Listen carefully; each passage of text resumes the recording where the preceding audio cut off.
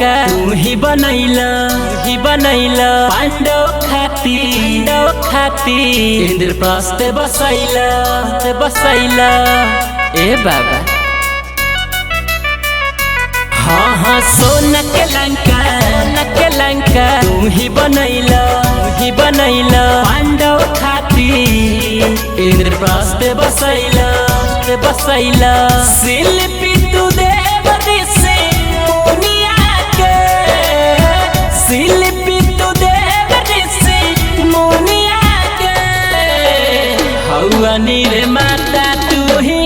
दुनिया के हौआ निर्माता तू ही दुनिया के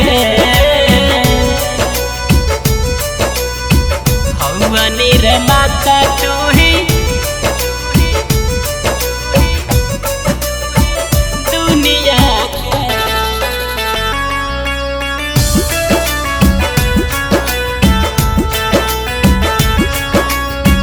दुनिया के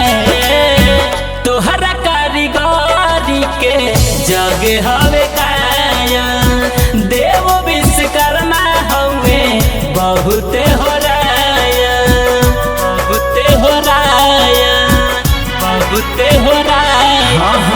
तोहरा कारीगरी के जगे हवे काया देव विश्वकर्मा हवे